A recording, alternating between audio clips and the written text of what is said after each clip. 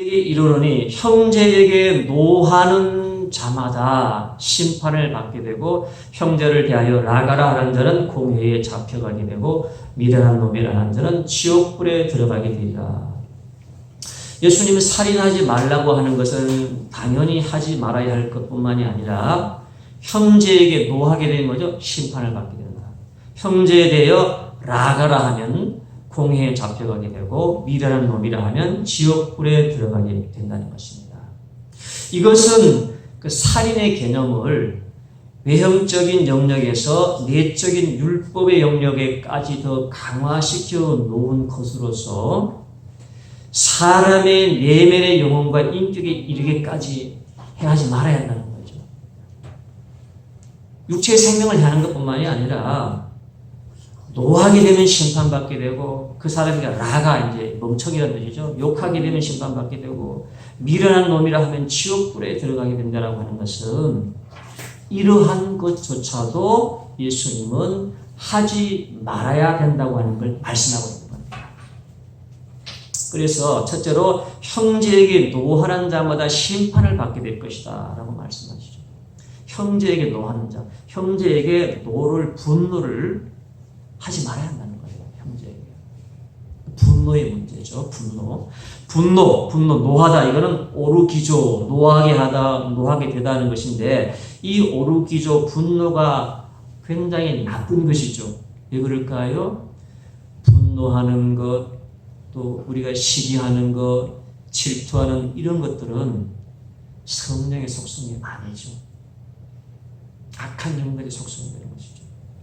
그래서 분노는 사탄이 악한 영들이 역사하는 힘이 되는 것인데 이 분노라는 것은 그런 힘이 되는 것인데 사단이 사람의 감정의 경로를 통해 지배하고 있는 거예요. 사단이 우리의 죄를 틈타서 우리에게 비집고 들어오는데 특별히 보게 되면 사람의 감정의 경로를 통해서 그 기회를 틈타서 침투하게 되는데요. 그 중에 대표적인 것이 사람이 강하게 분노할 때입니다.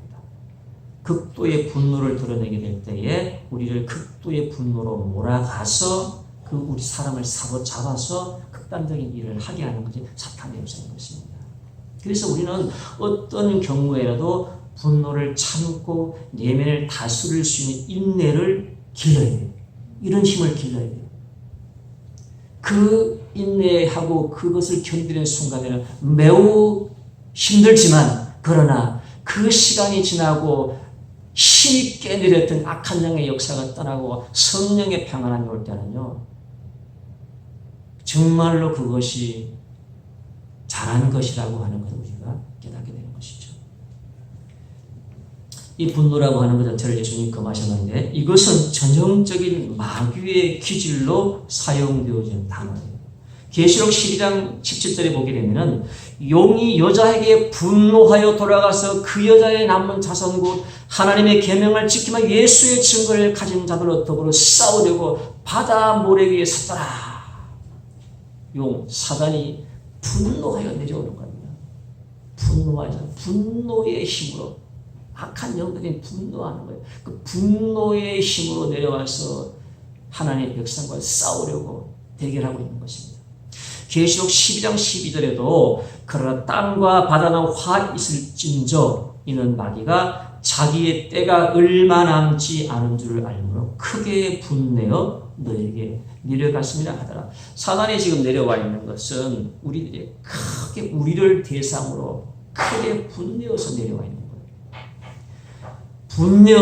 분노하는 그 힘으로 내려와서 대결을 벌이고 있기에 분노는 마귀의 성향인 것이고 마귀가 역사하는 경로이기에 이 분노는 육체의 살인을 불러올 뿐만이 아니라 내면의 영적인 사람에게 인격에 상처를 내고 흠을 낼 뿐만이 아니라 더 깊어지게 되면 우리의 내면을 살해하게 되는 데까지 이르게 된다는 것을 말씀하는 겁니다.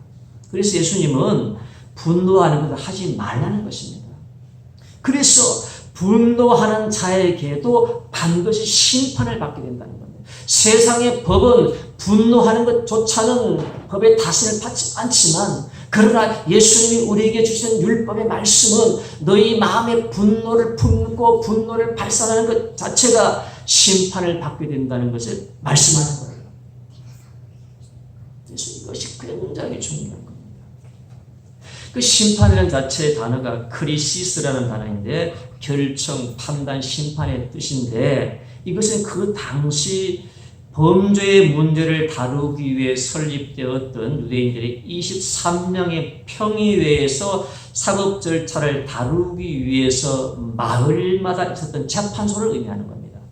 23명의 평의회에서 이러한 범죄를 다루기 위해서 세워져 있던 재판소를 의미하는데 이것은 예수님이 반드시 심판이 있다는 걸 말씀하는 거죠.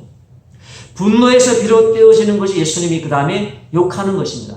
욕을 하는 것인데 라가라 하는 자는 공회에 잡혀가게 되고 이것이 그 당시에 흔한 욕이었던 것 같아요. 라가라고 하는 것은 라카, 멍청이, 바보 이런 뜻입니다.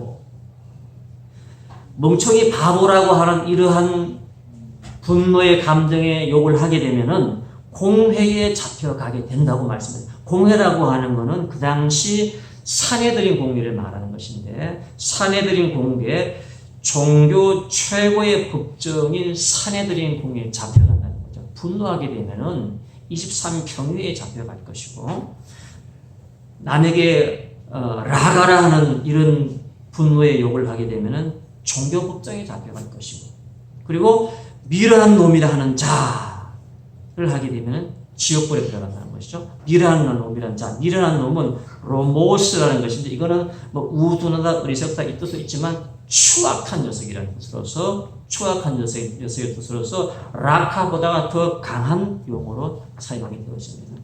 그래서 이런 자는 지옥불에 들어가게 되리라 이렇게 말씀하죠.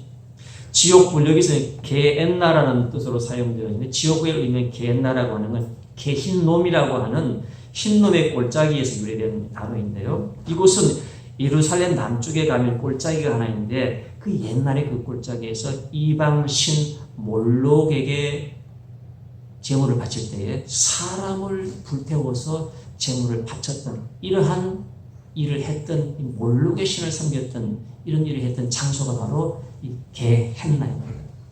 그래서 이 게헨나라고 하는 것은 종말론적인 의미로서 지옥의 심판을 의미하는 것이죠.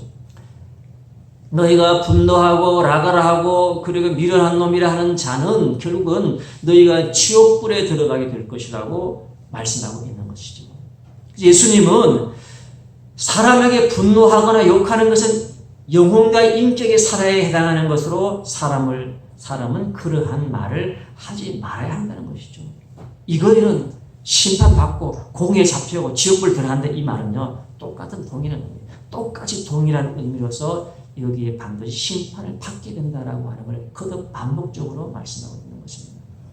그래서 성경에서는 직접적인 사람의 생명을 빼앗는 위해를 가하는 행동뿐만이 아니라 언어에 있어서도 엄격하게 말씀을 하고 있어요.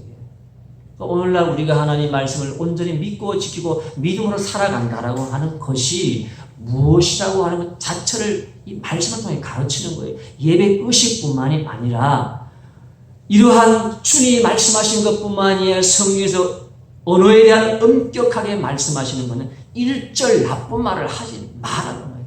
일절 나쁜 말을 금하고 있어요. 사실은.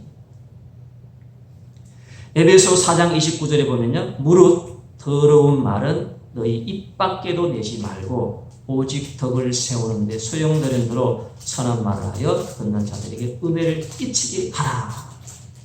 우리가 하나님 안에서 이러한 것을 지키고 이루어 나가는 것이 오늘날 새시대의 세율법의 하나님의 믿음을 사랑하는 겁니다. 그러니까 우리가 얼마나 이 하나님의 말씀이 우리에게 엄중하게 다가온다는 것을 우리가 알 수가 있습니다. 그러면 이렇게 말씀드리면 우리는 이 말씀을 듣고 우리가 어떻게 이 세상의 모든 사람에게 이와 같은 말씀을 지켜나갈 수 있겠는가라고 하는 큰 부담을 갖지 않을 수가 없습니다. 모든 사람에게 하면은 사실상 실현 불가능한 말씀이죠. 그런데 참으로 감사한 것은 가능한 범위를 예수님께서 말씀하시는데요.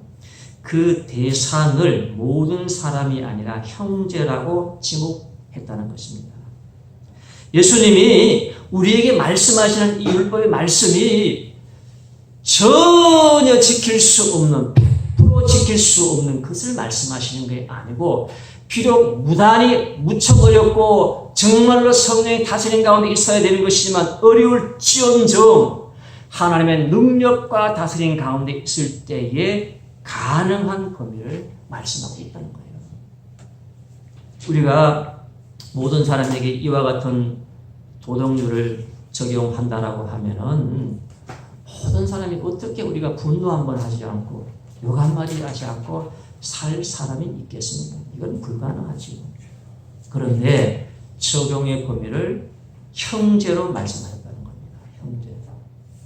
형제라고 우리에게 적용하셨는데, 형제라고 하는 자체는 아델포스, 브로더, 남자 형제를 얘기하거든요. 이제 얘기하는데, 여기서 형제가 좁은 의미로 남자 형제가 되겠지만, 남자 형제의 의미를 단어를 썼다고 해가지고 남자 형제들끼리만 그렇게 할 그 뜻은 아니죠. 이 남자 형제라는 것은 대표성을 가진 그 대명사적인 그런 단어가 되는 것이죠. 대표성을 가진 대명사적인 그런 뜻이라서 이것은 나와 정상적인 긴밀한 관계성을 가지고 있는 모든 사람으로 확대 해석할 수 있습니다. 나와 접하고 관계성이 있는 모든 관계성이 있는 사람으로 우리가 보는 것이 형제로 우리가 보는 것입니다. 그래서 나의 가족과 가깝게 나의 가족, 나의 형제, 나의 친구, 내 교회, 나의 이웃, 내가 관계성이 없는 저 멀리 있는 미국에 있는 사람을 그렇게 할 리는 없겠죠. 나와 가까이 보고 듣고 말하고 관계성을 가지고 있는 사람을 형제의 범위로 볼 수 있는데, 이 사람들에게 예수님께서는 이와 같이 하라는 것이었습니다. 모든 사람이 아니기 때문에 우리가 성령의 충만함과 다스림을 받을 때에, 이 하나님의 말씀을 우리가 지키고자 애쓰고 노력할 때에 우리가 가능해지는 부분이 된다는 거예요. 우리가 이렇게 했다고 해서 제가 이런 말씀드렸죠. 해가지고 완벽하게 다 지킬 수 있다는 걸 제가 전제하는 건 아닙니다. 나중에 제가 결론 부분의 말씀을 드리면 무슨 뜻인지 이해가 갈 것입니다. 우리가 성령의 충만한 다스림 속에 있을 때에 우리가 개종해 보게 되면 불가사의한 일들을, 원수와 같은 자를 용서하시는 이런 일도 있는 것을 볼 수가 있지. 모든 사람이 아닌 것은 예수님도 그렇게 하셨다는 거죠. 욕하지 말고 이렇게 분노하지 말라고 하시는 것 자체가 예수님 하신 말씀이었고, 예수님의 삶의 행적을 통해서 우리가 다시 해석이 되어지는 것으로, 예수님의 사례에서 보게 되면 예수님 또한 모든 사람을 무조건적으로 사랑했다는 것은 아니었던 걸 알 수가 있습니다. 예수님도 하나님 나라에 반대되어지고 대적하는 자들, 반대와 대적하는 그 자들이 보통 평범한 일상적인 것이 아니라 하나님의 나라를 파괴시키고 무너뜨리는 이와 같은 자들에게 대해서는 혹독한 책망과 경고를 했다는 거예요. 우리를 무너뜨리고 하나님의 나라를 무너뜨리고 나 자신을 파괴해가는 우리의 하나님의 나라를 무너뜨린 자를 어떻게 이 사람들에게 우리가 분노하지 않을 수 있겠어요? 분노하는 자체가 정상이죠. 그런 것을 말하는 게 모든 사람을 말하는 것 자체가 아닌 것이죠. 그래서 예수님께서는 그 옛날에도 바리새인들, 하나님의 나라를 대적하는 이 바리새인들에 위해서는요, 혹독한 책망과 경고의 말씀을 하셨죠. 그리고 심지어 어떻게 했죠? 독사의 자식이라고 했죠. 그리고 마귀의 자식이라고 했죠.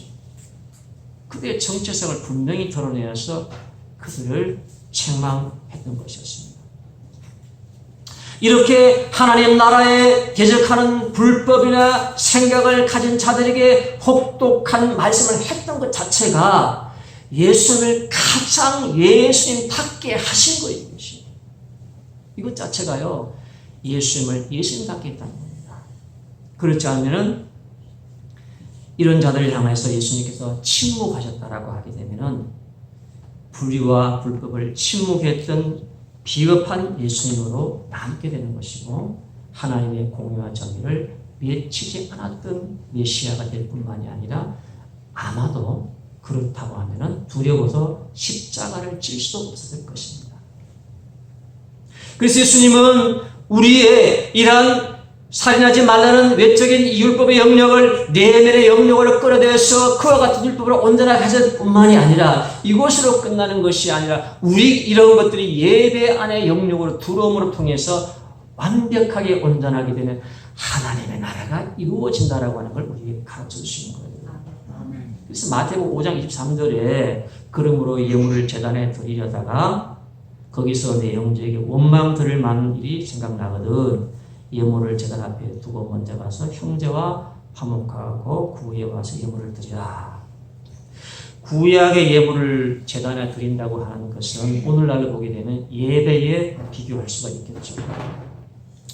구약의 예물 드림에 있어서 예물 자체가 중요했죠. 예물도 중요했지만 예물을 드림에 있어서 근본적으로 예물을 드리는 자의 올바른 마음의 자세가 갖추어져야 된다는 것을 더 중요하게 사실은 말씀하셨어요.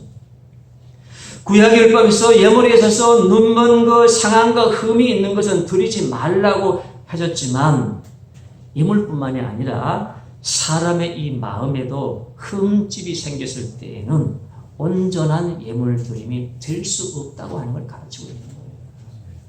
예물 자체, 물질 자체에 눈먼 것, 상한 것, 그러한 것 자체도 문제가 되지만 사람의 내면의 영혼의 사람의 심령에 흠집이 있고 상처가 되어 온전하지 못한 모습이 하나님 앞에 온전히 드려질 수 없는 예물이 되고 예배가 되어진다는 걸 가르치고 있는 겁니다. 창세기에서 가인과 아벨의 제사에서 그렇잖아요. 불순한 마음을 가지고 있던 가인의 예물을 하나님 받지 않으셨어요. 창세기 4장 7절에 보면은 네가 선을 행하면 어찌 낫을 들지 못하겠느냐. 선을 행하지 아니하면 죄가 문에 엎드려 있느니라. 죄가 너를 온나나 너는 죄를 다스릴지니라. 가인의 그 제물에서 가인의 제물이 짐승의 제물이 아니었기 때문인 것이 아니라 곡식도 하나님께 드려지는 제물의 하나의 종류예요.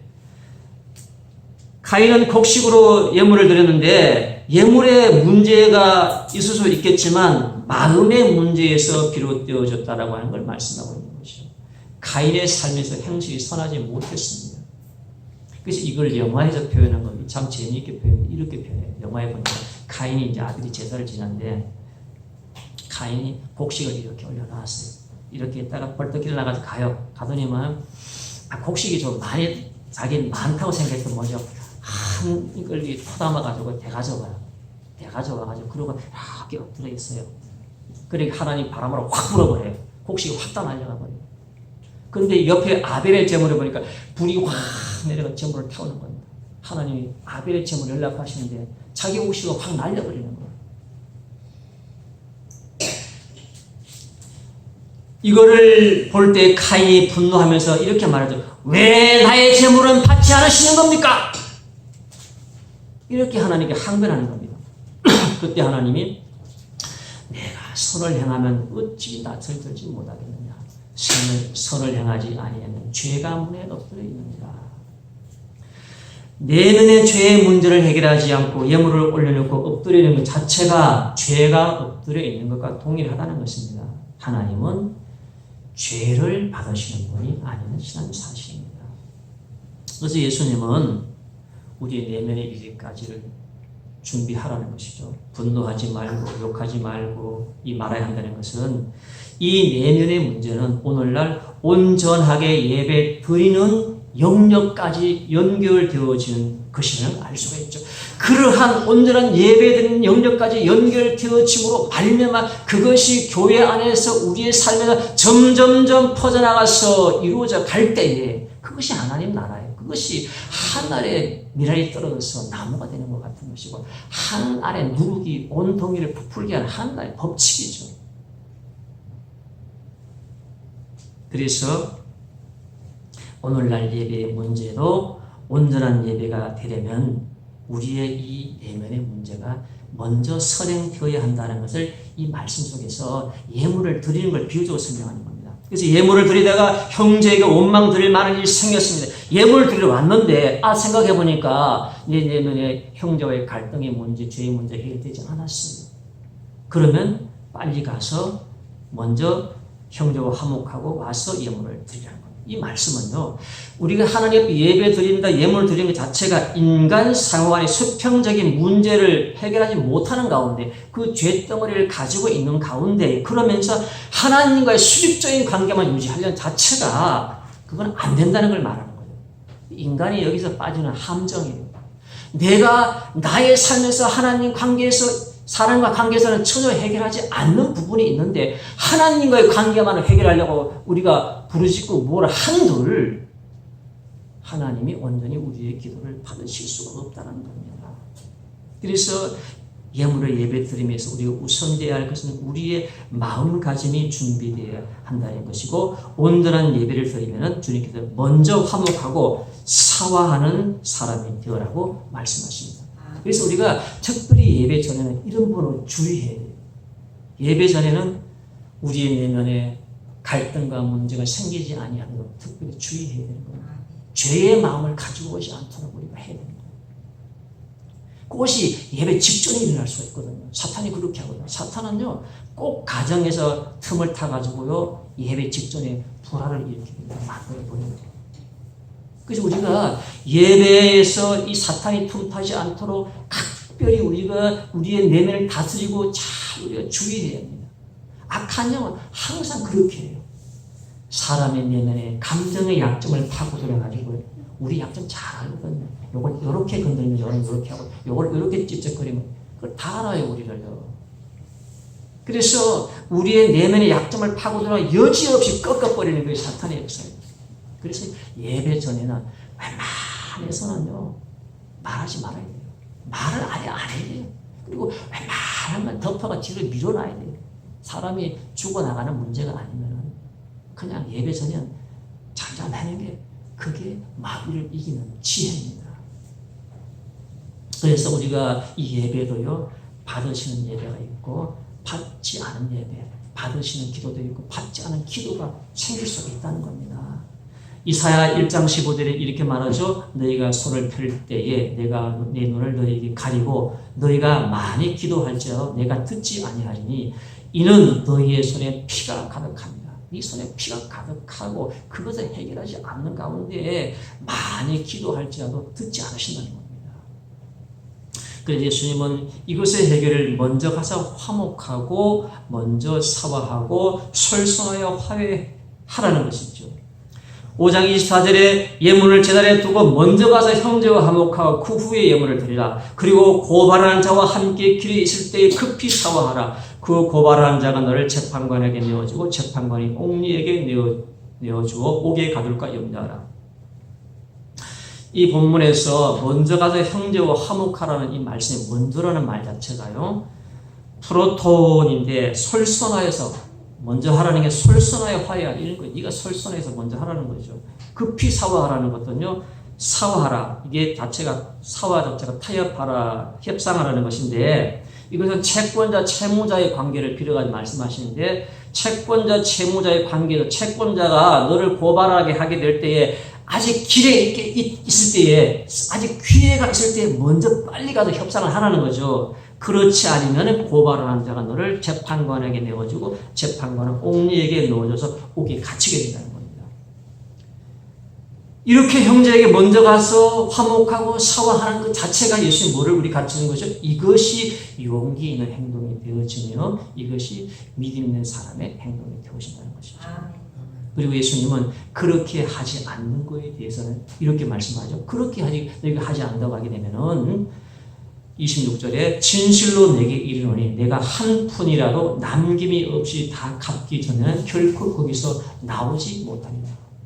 내가 한 푼이라도 남김이 없이 다 갚기 전에 나오지 못한다는 것은 단순히 세상 감옥에서 나오지 못한다는 것이 아니라 우리가 분노하고 욕하는 거고 나쁜 말 하는 것 자체, 이러한 것 자체도 우리가 이 문제를, 마음의 문제를 해결하지 않고 사화하고 화목하고 해결하지 못했을 때에는 이것이 결국은 온전한 예배에 이를 수 없다는 걸 말씀합니다. 온전한 예배에 드리지 못하는 것 자체가 결과적으로 보게 되면 옥에서 나오지 못하는 것과 같은 것인데 이것은 종말론적인 의미에서 심판에 이르게 된다라고 하는 것 우리에게 지적하는 것입니다. 그래서 우리 믿음의 성도는 이런 언어에 이르기까지 율법을 지키셔서 율법의 균형을 이루고 주님이 말씀하신 율법의 균형을 우리도 이루어서 이 율법의 온전함을 우리가 이룰 수 있는 사람이 되어야 한다는 것입니다. 이제 결론으로 말씀을 마치도록 할 텐데요. 예수님이 율법을 완전하게 행하라고 하는 것은 이것 자체가 우리에게 많은 부담을 느낄 수 있다고 제가 말씀을 드렸죠. 이거에 중요한 건 앞으로 우리가 하나님의 믿음의 사람으로 온전히 남기 위해서 하나님 앞에 떳떳이 설 수 있는 믿음의 사람으로 남기 위해서는 이와 같이 우리에게 세시해 주신 율법을 지켜 나갈 수 있어야 되는데 우리가 인내해서 우리가 지켜 나갈 수 있어야 되는 것인데 강한 부담이 뭐죠? 우리가 끊임없이 이러한 실수와 우리가 이런 시행착오를 거듭 반복해 왔는데 그러면 앞으로 우리가 어떻게 이걸 지켜 나갈 것이냐 라고 하는 부담감이 우리에게 다가올 수가 있는 것입니다. 그래서 우리가 결론적으로 두 가지의 말씀을 제가 드림으로 여러분들에게 해답을 제공하고자 합니다. 율법을 온전하게 하신 의미를 두 가지 의미에서 결론을 낼 수가 있는데요. 첫째로는 율법의 완전의 의미라고 하는 것은 구약의 외형적인 율법에서 신약의 내면적인 율법으로 율법의 균형을 이루어 주셨다는 것 자체에서 우리가 이해해야 되는 거예요. 율법의 균형을 이루신 거예요. 구약에서는 뭐라고 그러죠? 물질적인 복 받는 거 얘기하죠. 근데 신약에서는 율법의 복에 대한 균형도 있게 되는 거죠. 그러니까 이 균형을 이루는 것인데 완전합니다. 완전하게 했다는 것 자체를 우리가 이해해야 되는 거예요. 예수님께서. 그래서 팔복에서 보게 되면은 예수님 말씀하신 복이 뭐죠? 영의 복이죠. 영적인 복으로서 구약의 물질적인 복에서 복의 균형을 이루었죠. 이것도 저것도 우리에게 주시는 것이 하나님이신데 물질의 복만이 아니라 또 영적인 복만이 아니라 균형을 이루는 가운데 주는 것인데 그런데 우선순위는 영적인 하나님의 나라 그 일을 우리가 깨닫는 사람이 되어야 하는 것이죠. 그 다음에 빛과 소금의 존재의 이유에 있어서 육신적인 존재만이 아니라 영적인 존재의 이유를 말씀하셨죠. 그 존재의 균형을 이루어줬어요. 배부르게 밥 먹고 살아가는 이 세상에 육신적인 이것 자체가 존재가 전부가 아니라 육신, 우리가 영적인 존재에서의 존재의 균형을 이루어 주셨던 것이죠. 그리고 율법도 외적으로 살인하는 것만이 하지 말아야 할 뿐만이 아니라 내적인 내면의 살인도 하지 말아야 한다는 율법도 균형을 이루어 주셨다는 겁니다. 그래서 우리가 두 날개로 비상할 수 있는 것은 두 날개의 균형이죠. 그래서 우리는 믿음의 비상을 하기 위해서는 외면과 내면의 율법의 균형을 잡아야 하는 겁니다. 그러면 하나님 안에서 비상해 나갈 수가 있는 것입니다. 두 번째로 이 율법의 균형이 이루어지는 세계라고 하는 것은 하나님 우리에게 너에게 완벽하지 않았을 때는 너에게 불벼락을 내린다는 것이 아니라 율법의 균형을 이루었다라고 하는 건 이 세계에 이 땅에 하나님의 나라를 이루셨다는 거예요. 이 땅에 이루어지는 하나님의 나라가 그러하다는 겁니다. 우리는 이 율법의 균형을 이루는 걸 다 완벽하게 할 수 있다는 것이 아닙니다. 이것을 우리가 추구하지만 이것은 하나님이 이 땅에 이루시는 하나님의 나라이라는 거예요. 우리가 이것을 추구하지만 이것은 이 땅에 이루신 하나님의 나라 자체가 이런 겁니다. 이 하나님의 이루신 이 하나님의 나라를 우리가 끊임없이 추구하고 노력해야 할 일이라는 거예요. 우리의 이 도덕의 완전성을 주님께서 요구하셨던 것이 아니라 하나님의 나라가 이와 같이 이루신 하나님의 나라가 완전한데 이 땅에 이루신 나라도 이와 같이 완전한데 이것을 우리가 끊임없이 추구하고 노력해야 할 일이라는 걸 이렇게 말씀하는 것이죠. 그리고 하나님이 이 땅에 이루시는 나라조차도 이렇게 도덕적으로 완벽한 하나님의 나라이라는 것이죠. 그러니 하나님의 저 영원한 세계에 이루어진 하나님의 나라가 얼마나 온전하다는 걸 우리가 알 수가 있는 것입니다. 그리고 하나님이 이 땅에 이루시는 나라조차가 이렇게 도덕적으로 완전하기 때문에 우리는 그 하나님의 나라를 바라보아야 한다는 것이죠. 그리고 이 땅에 이루신 하나님의 이 나라를 내가 완전한 것이 아니라 하나님의 나라가 완전하기에 그 이루신 완전한 하나님의 나라를 한 발자국 한 발자국 더 가까이 다가가기 위해서 노력하고 힘쓰고 애쓰는 성도가 되어야 한다는 것입니다. 아멘. 그래서 우리가 이러한 과정을 통해서 하나님의 나라를 추구하는 과정을 통하여 저 완전하고 저 영원한 하늘 나라를 바라볼 수 있다는 것입니다. 아멘. 그리고 그 영원한 하늘 나라에서 누리게 될 영원한 세계와 영원한 안식과 완전한 세계와 완전한 안식을 누리게 되는 그 하늘 나라를 바라보면서 살아가는 성도가 되어져야 한다는 것을 주님께서 말씀하고 있는 것입니다. 아멘. 기도하겠습니다. 하나님 아버지 은혜를 감사합니다.